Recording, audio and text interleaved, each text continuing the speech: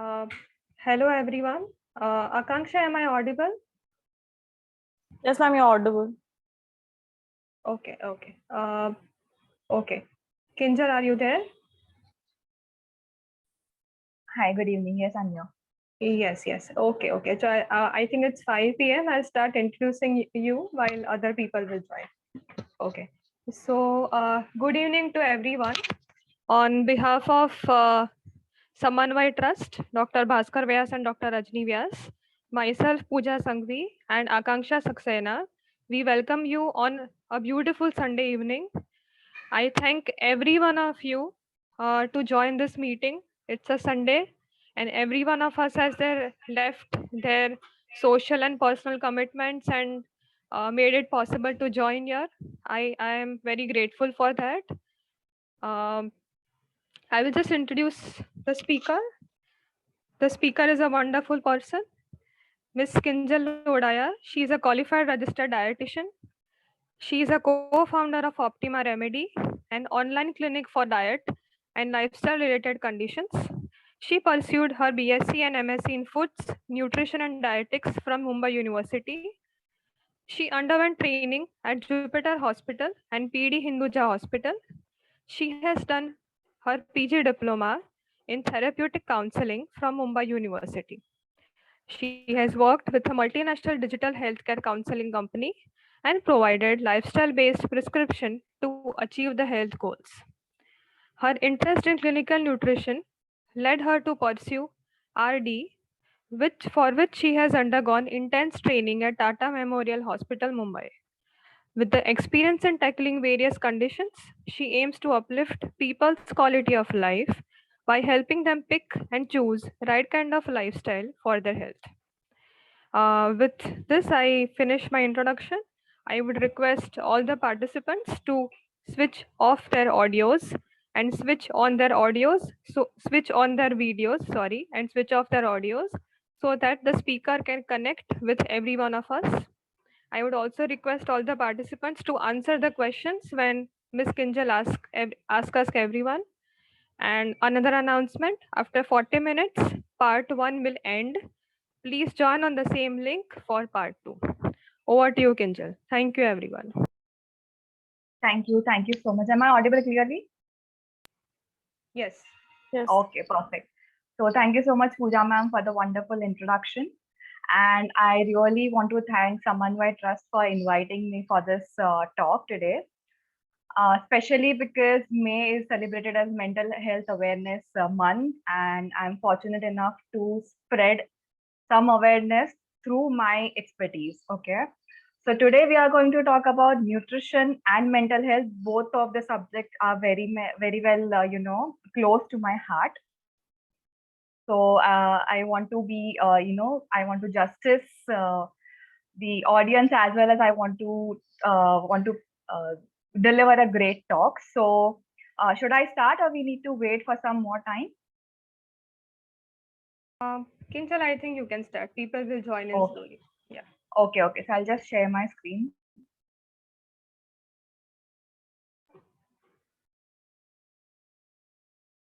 Is it visible? Yes, ma'am. Yes, we can see it. Okay, thank you. Thank you so much. Okay, so diet, nutrition, and mental health. Both of these subjects are very well connected. Well, it was not known previously. Okay, I'll use both the languages, right? Hindi and English, because I suppose crowd में दोनों participants हैं जो हिंदी भी समझते हैं और English भी समझते हैं. So I'll try and use both the languages. Secondly थोड़ा मैं ट्राई करूंगी कि प्रैक्टिकल बनने का कोशिश करूं, बट इन केस कभी कभार मुझे अगर थ्योरी का हेल्प देना पड़े, so bear with me for 2 minutes, but I'll try to make it more practical. Okay, so going ahead, firstly, I want to discuss. Oh, why it is not changing?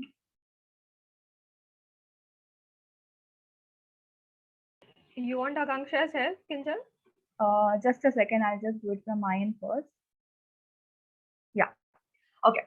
So first of all, I want all of you to know कि health का definition क्या है.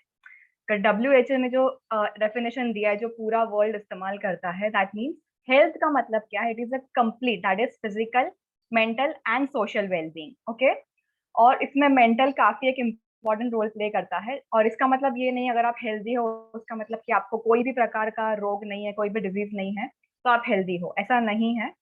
So all three aspects, physical, mental and social, ये हमारे काफी मिलते जुलते होने चाहिए और हेल्दी होने चाहिए, तभी हम 100% हेल्दी कहलाएंगे। ओके और अगर हम मेंटल हेल्थ की डेफिनेशन देखने जाएं, so an individual, okay, who realizes his or her own potential, his or her own abilities, ठीक है, can cope up with the normal stress of life and can work productively and is able to make contribution to the society।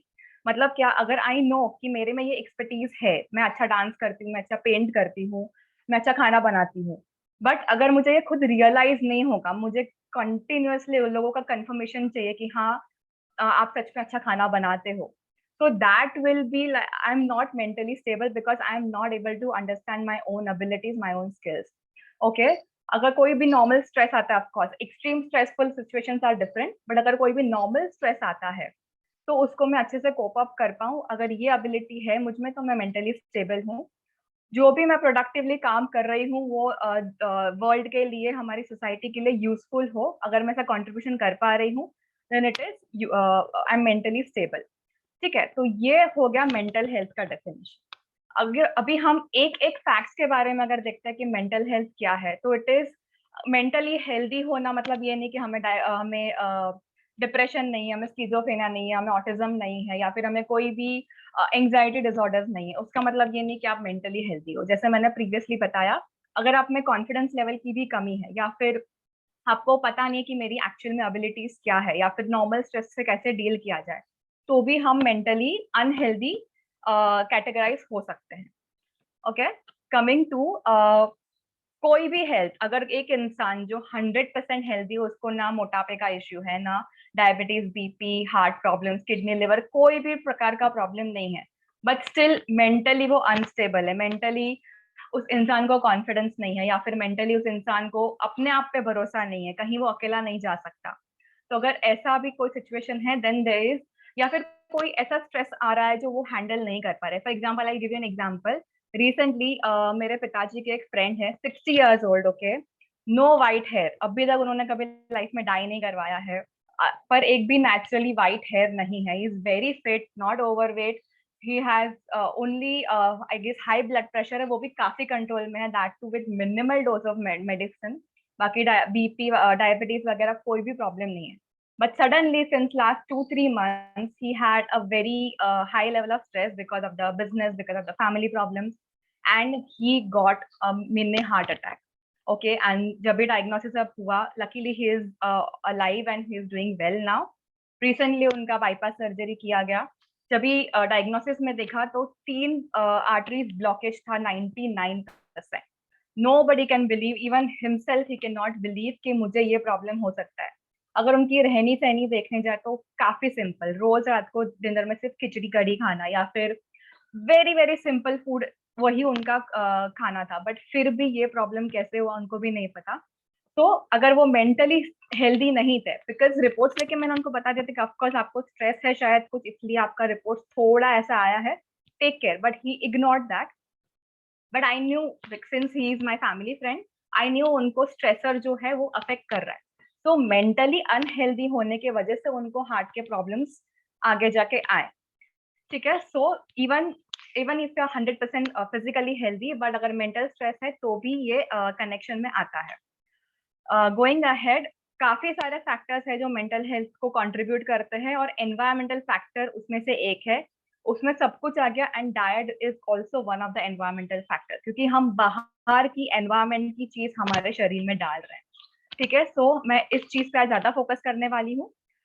काफी सारी strategies है जो हम use कर सकते हैं। So different kind of health professional are needed to take care of the mental health.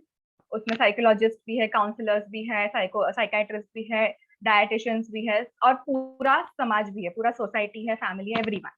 So I will try my best कि हम डाइट और न्यूट्रिशन से कैसे हमारी मेंटल हेल्थ ठीक रख सके, उसका मैं आपको गाइड करूँ। 2017 के स्टैटिस्टिक्स में अगर देखा जाए तो इंडिया में 14.3% लोग को मेंटल इश्यू था।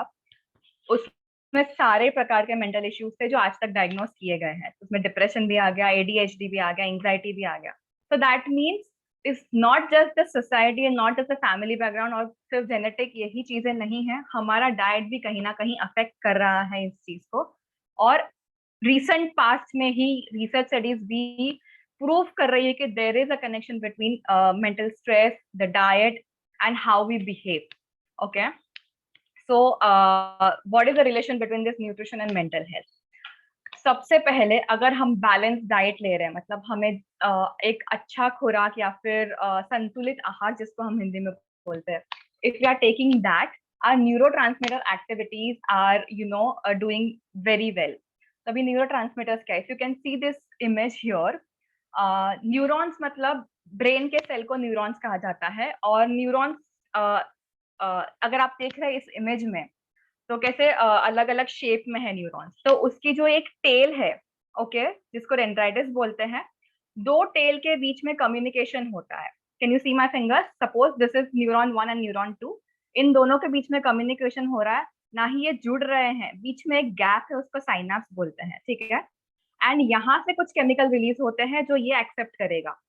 तो ये दोनों के बीच में जो केमिकल ट्रांसफर हो रहा है उसको वो न्यूरोट्रांसमीटर होते हैं। वो केमिकल को न्यूरोट्रांसमीटर कहा जाता है। उसमें काफी ऐसे मैसेजेस होते हैं उस जो आगे जाके हमारे बॉडी में क्या चेंजेस होने चाहिए या फिर कोई कम्युनिकेशन पास ऑन करना है। तो ये कम्युनिकेशन का तरीका है हमारे ब्रेन सेल्स में। नॉट ओनली ब्रेन सेल, जहां जहां हमारे बॉडी में नर्व्स है, जहां जहां हमें पेन महसूस हो सकता है, वहां वहां हर जगह पे ये न्यूरॉन्स होते हैं। तो ये न्यूरोट्रांसमीटर की एक्टिविटी सही रहेगी अगर हम बैलेंस डाइट ले रहे हैं तो। Going ahead, balance diet can protect the brain from its effect of oxidants. आपने एंटीऑक्सीडेंट का नाम सुना होगा कि ऑलिव ऑयल ले लो, इसमें एंटीऑक्सीडेंट है, या फिर विटामिन सी ले लो, इसमें एंटीऑक्सीडेंट है।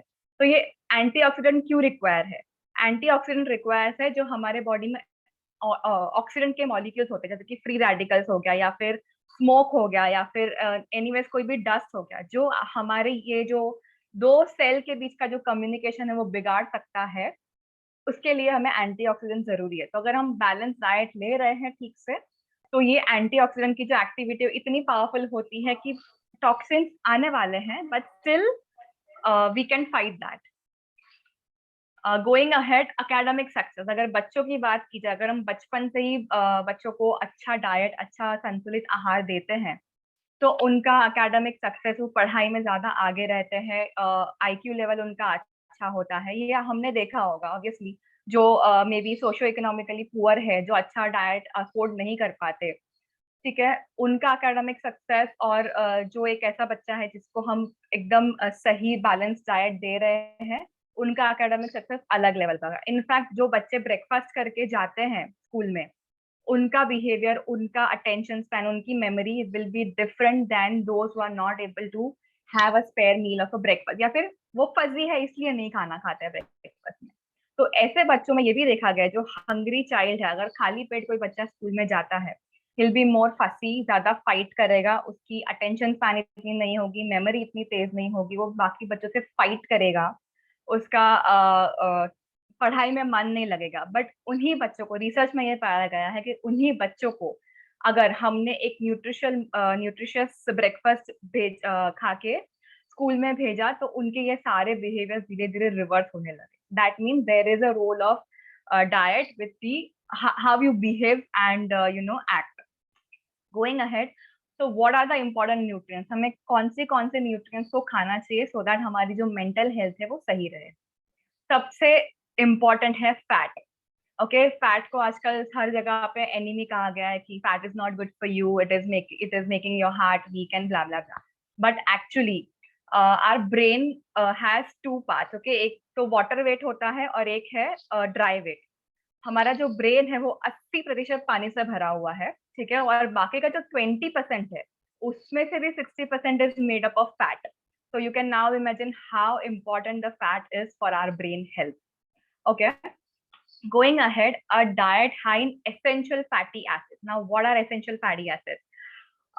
हम जो ऑयल, घी, बटर या फिर नट्स, ये सब चीज खाते हैं, उसमें फैटी एसिड्स होते हैं, different different types of fatty acid. आपने अगर कोई भी पैकेट के पीछे पढ़ा होगा, अंदर प्यूफा है, म्यूफा है, एसएफए है, ये डिफरेंट डिफरेंट टाइप्स के फैटी एसिड होते हैं, में कोई हार्मफुल है, कोई लिमिट में अच्छे हैं, कोई बिल्कुल भी अच्छे नहीं है, ठीक है। तो और एसेंशियल फैटी एसिड मतलब हमारी बॉडी उसको बिल्कुल नहीं बना सकती। नॉन एसेंशियल मतलब अगर हमने कुछ एक प्रीकर्सर दिया, अगर हमने कुछ एक स्टार्टिंग मटेरियल दे दिया, then our body can produce more and more fatty acid out of that, but essential ones are those we really need for our brain health. We cannot produce it whatsoever. तो अभी ये essential fatty acid का अगर हमारे diet में मात्रा high रहती है, और सैचुरेटेड फैट आपने सुना रहेगा कि बटर ज्यादा नहीं खाना चाहिए, मार्जरीन नहीं खाना चाहिए, या फिर डालडा नहीं खाना चाहिए। क्यों? इन सब में सैचुरेटेड फैट होता है, ट्रांस फैट होता है, which is harmful for the brain. Okay, it is कुछ अच्छा तो कर नहीं रहा है, उल्टा वो हार्म कर रहा है हमारे बॉडी को। Okay, so the diet low in saturated fatty acid, उसमें ऐसा देखा गया है कि जो प्रोग्रेशन ऑफ मेमोरी लॉस, अगर हमने लाइफ में कभी कोई सैचुरेटेड फैटी एसिड नहीं खाया है या फिर ट्रांस फैट नहीं खाया है, तो हमारी जो मेमोरी लॉस है वो काफी स्लो हो गया as compared to those who are regularly eating trans fats. Okay, और आगे जाके अभी हमारी जो डाइट है वो वेस्टर्न की तरफ शिफ्ट हो रही है। हम हमारा ट्रेडिशनल फूड भूल के पिज्जा, बर्गर्स, बिस्किट्स, चिप्स, इन सब पे जा रहे हैं। तो ये सब हाई टेम्परेचर पे फ्राई किया हुआ है, high amount of trans fat इसमें होता है, क्योंकि सारे बेकरी प्रोडक्ट में वो कितना भी हेल्दी क्यों ना, कितनी भी डाइजेस्टिव बिस्किट क्यों ना हो, उसमें ट्रांस फैट की मात्रा होती है, उसमें सैचुरेटेड फैट की मात्रा होती होती। तो आगे जाके एक आध दो पैकेट खाया कभी कभार कोई दिक्कत नहीं आएगी, बट अगर हमारा रेगुलर बेसिस में ये सारे पैकेज प्रोडक्ट्स हैं, पाम ऑयल, ये सब में भी ऐसे हार्मफुल इंग्रेडिएंट्स होते हैं, हार्मफुल न्यूट्रिएंट्स होते हैं। So if we keep taking such Western type of diet, which is lacking in omega-3 fatty acid, which is very, very important for our brain health, and it is high in omega-6 fatty acid. Okay, so ये जब भी ratio बिगड़ जाता है हमारा, तभी भी brain health या फिर बॉडी में बहुत सारे दूसरे ऑर्गन को भी नुकसान होता है। Going ahead, mental well-being associated with good fruit and vegetable intake. Obviously, सालों से हमें पता है कि फ्रूट्स एंड वेजिटेबल्स खाने चाहिए, पर क्यों खाने चाहिए ये हमें नहीं पता था।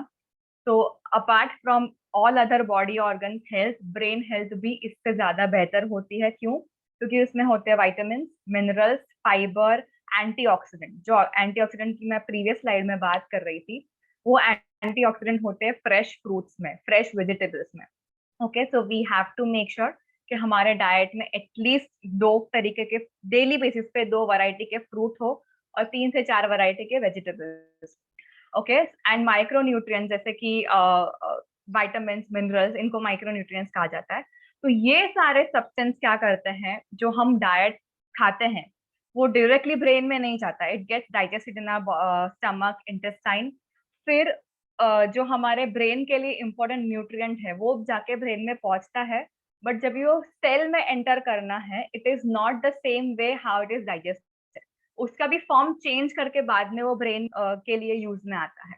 तो these micro nutrients, vitamins and minerals are helping those macro nutrients, that is protein, fat, carb जो भी है, उनको अपने यूजेबल फॉर्म में कन्वर्ट करने में हेल्प करता है। So we have to have good amount of fat, which is healthy amount of fat. ज्यादा भी फैट नहीं होना चाहिए, बट जो हेल्दी अमाउंट है आगे कितना में होगा मैं बताऊंगी आपको।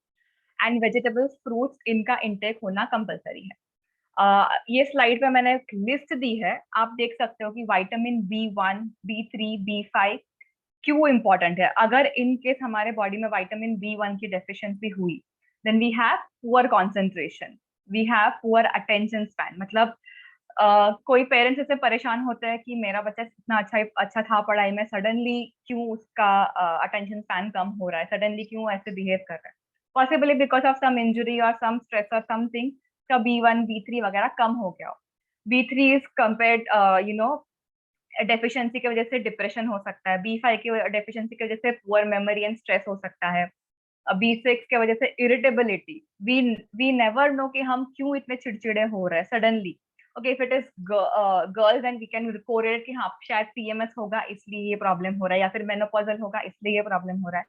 बट इवन हमेशा ये प्रॉब्लम भी नहीं होता, it sometimes deficiency of such minute micronutrients which are required in very minimal quantity, but हमारी डाइट उसको भी प्रोवाइड नहीं कर पाती है। सो ये पूरी लिस्ट है, आप स्क्रीनशॉट भी ले सकते हैं। If you want I will just share the PPT also with you. Okay, magnesium, selenium, zinc, ये सारे न्यूट्रिएंट्स ऐसे हैं जो अगर डेफिशिएंट होते हैं, anyways they required in very very minimal amount, but फिर भी वो मिनिमल अमाउंट भी हमारी डाइट नहीं प्रोवाइड कर पाती, तो ये सारे प्रॉब्लम्स हो भी सकते हैं। और इनफैक्ट काफी रिसर्च स्टडीज में पाया भी गया है कि if the patients of depression और एडीएचडी और autism are supplemented with these kind of vitamins and minerals, उनकी जो ट्रीटमेंट है काफी फास्ट हुई है, और वो after a span of 2 weeks और 3 वीक्स वो काफी नॉर्मल बिहेव करने लगे। So of course there is a role, of course, along with the therapy and the drugs, ये भी काम करता है। Going ahead, डाइट में क्या लेना ये हमें पता है, बट क्या अवॉइड करना ये भी काफी इंपॉर्टेंट है, क्योंकि कैसे बहुत सारे फूड है हमारे लाइफस्टाइल में जिसके वजह से दो इफेक्ट होती है हमारे ब्रेन पे। एक इफेक्ट ये है कि वो सडनली हमारे ब्रेन में न्यूरोट्रांसमीटर का एक रिलीज करता है, एक रश रिलीज करता है। मतलब हमें चाहिए शायद example 1 gram, but because of that food may be suddenly 50 grams release हो गया, तो द ब्रेन डजंट नो कि बाकी का 49 ग्राम्स कहाँ डालना है। ओके, तो ऑफकोर्स, तो क्या हो रहा है, एग्जाम्पल मैं बहुत ही सिंपल एग्जाम्पल दूंगी कि इतना क्या बोल सकता है, एक न्यूरोट्रांसमीटर रिलीज होने को हमें इतना फूड चाहिए था, बट मे बी हमने इतना फूड दे दिया। Okay, so when the original ability was कि हाँ वो इतना फूड आएगा तो it can open this much, but because of the rush of that food it got open this much. ठीक है, अभी हमारी ब्रेन की अगली एक बार हुआ, 2 बार हुआ, ठीक है, but we then become addicted to these kind of food because without that particular food हमारे जो ब्रेन की एबिलिटी थी वो इतना भी ओपन कर सके, उसके जगह पे सिर्फ अभी इतना हो जाएगा, फिर धीरे धीरे धीरे कम हो जाएगा, and that's how we become addicted to such substances. इसमें स्मोकिंग आ गया, अल्कोहल आ गया, शुगर आ गया। तो I just give you an example, can you see this chai, coffee, chocolates, कितने I just want any one of you to open the mic and tell me किसका दिन चाय के बिना शुरू नहीं हो सकता, या फिर दिन में 2 कप तो चाय चाहिए ही चाहिए। Come on, speak up. How many of you want चाय तो चाहिए, अभी इसके बिना चाय के मेरा दिमाग नहीं चल सकता, और I want a cup of coffee, या फिर you have that sudden craving of chocolate, chocolate खाना पड़ेगा वरना इसके आगे मेरा ब्रेन नहीं चल सकता। Guys, please respond. A very common question. किसी को भी नहीं है चाय की क्रेविंग? अरे वाह, इतना हेल्दी ग्रुप है।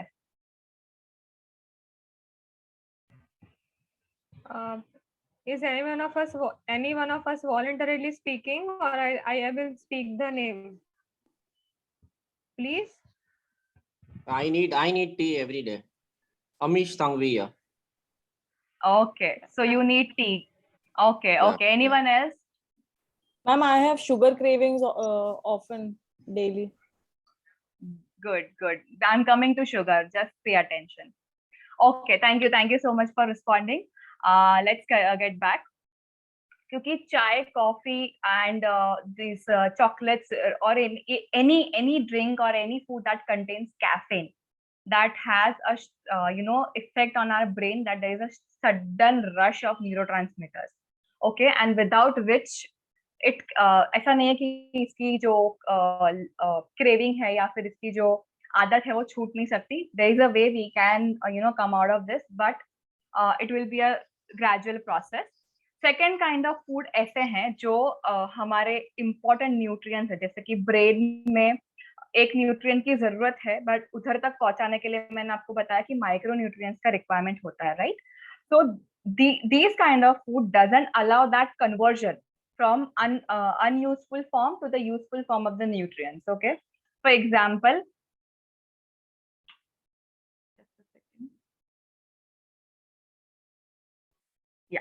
फॉर एग्जाम्पल पाम ऑयल और सैचुरेटेड फैट्स, अभी मैंने आपको बताया. So we have to make sure what kind of fat quality also we are eating. I know fat is important for brain, but what kind, that is also very much required.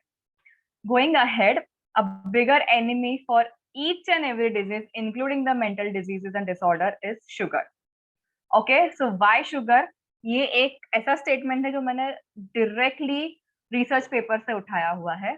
sucrose consumption, that is sugar consumption, activates the mesocortico limbic system in the brain. मतलब जो system से हमें एक rush मिलता है वो एक कोई भी सब्सटेंस खाने से, that system is activated in such a manner कि वो ये synonymous करता है with a substance abuse. Okay, even if sugar is not a drug or any cigarette or alcohol, but उसका जो system activate होता है is similar to that of any substance abuse.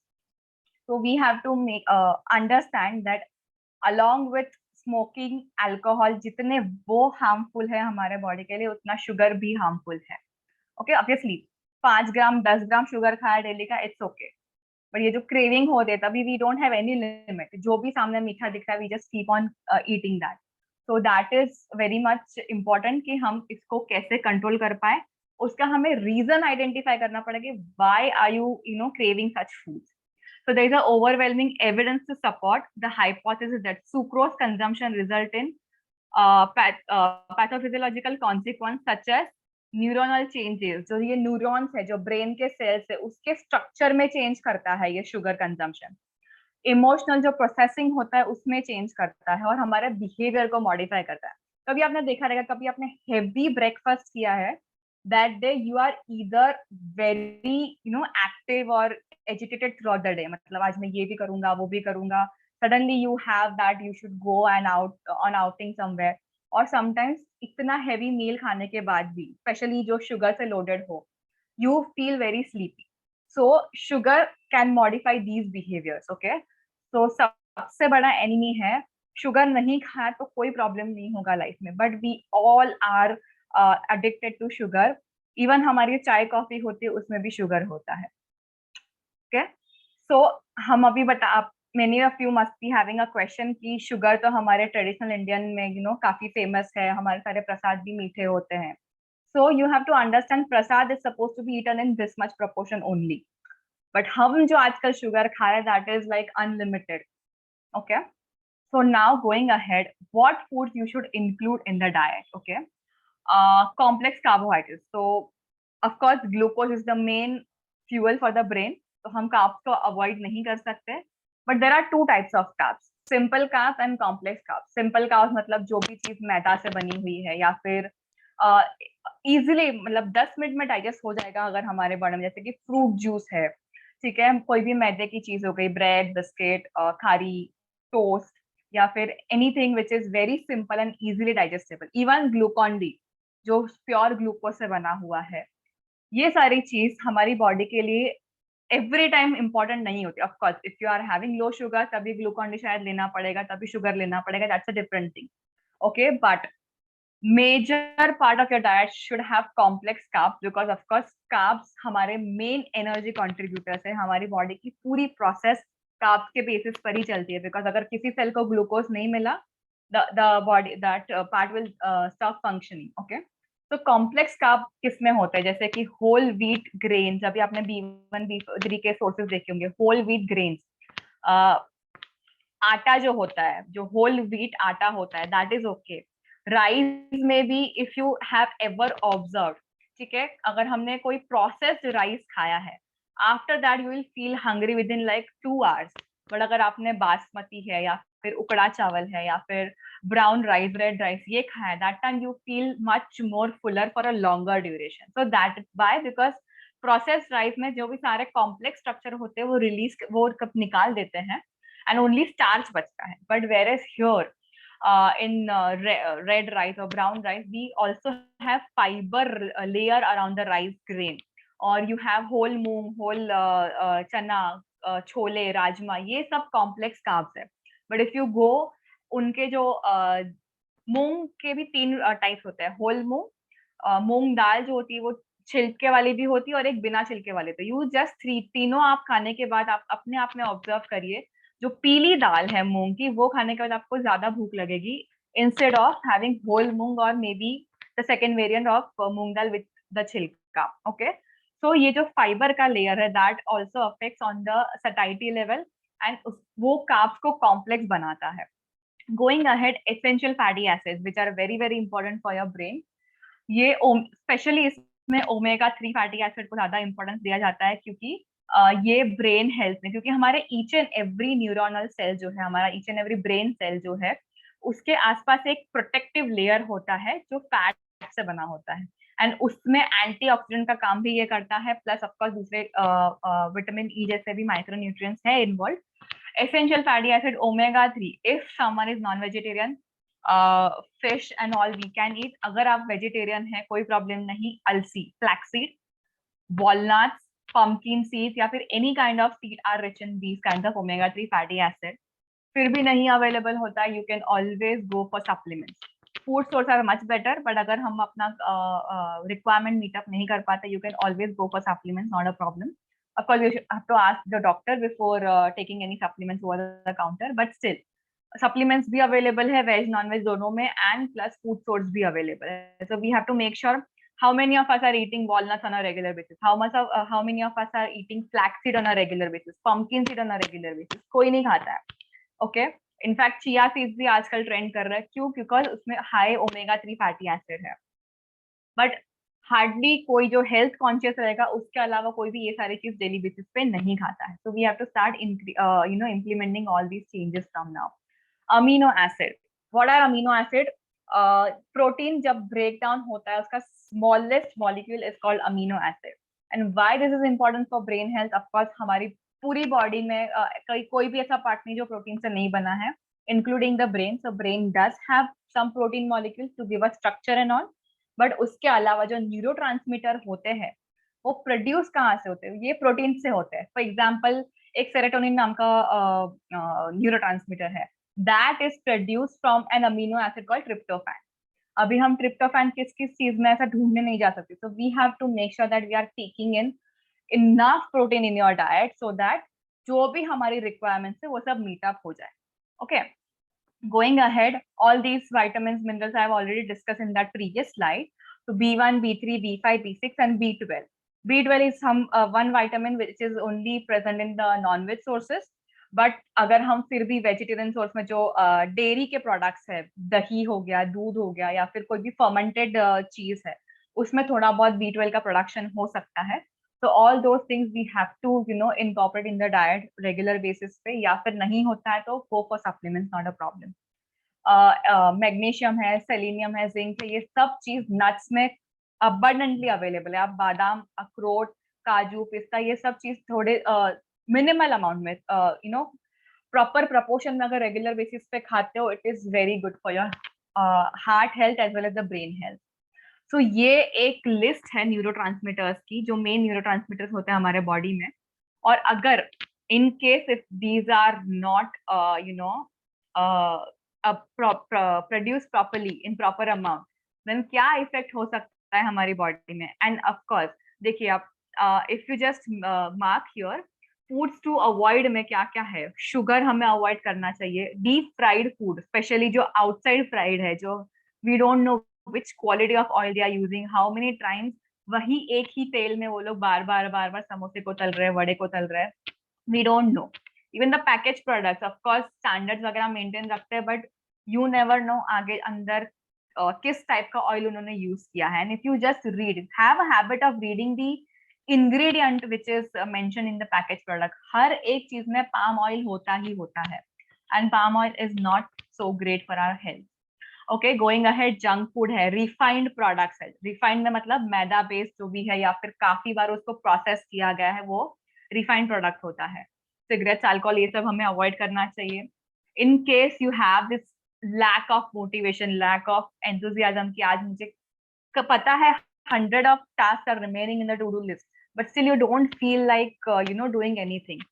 So maybe sometime you say चलो चाय P लेते हैं, चाय के बाद शुरू करते हैं. उल्टा आपको उस टाइम पे चाय Kinjal, I'm sorry Yeah. for interrupting. We'll end the part 1 in 2-3 minutes, okay, and okay. you can show the same slide on part 2. Okay. Every one of us join on the same link for part 2. Akanksha, are we left with time? Please Ma'am, guide. only 5 minutes left.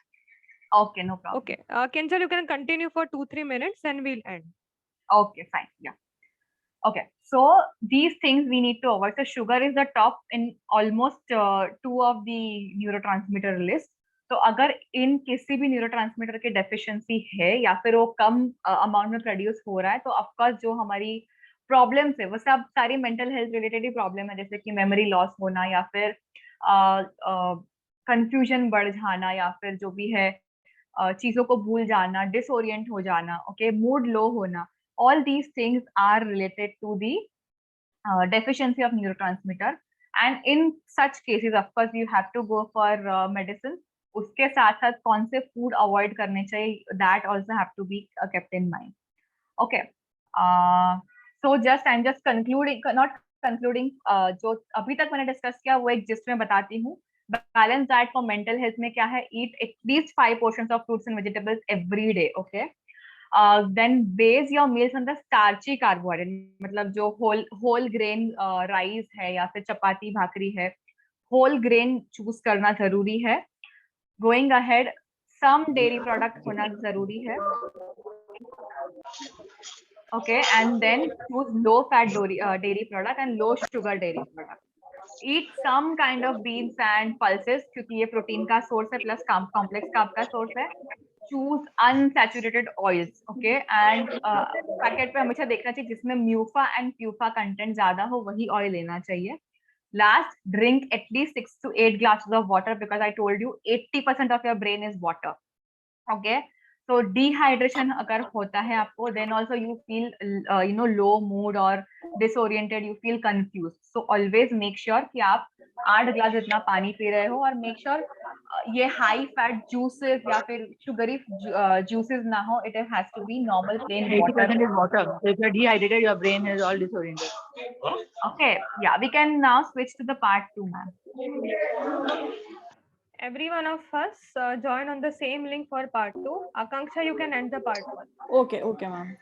Okay, thank you all.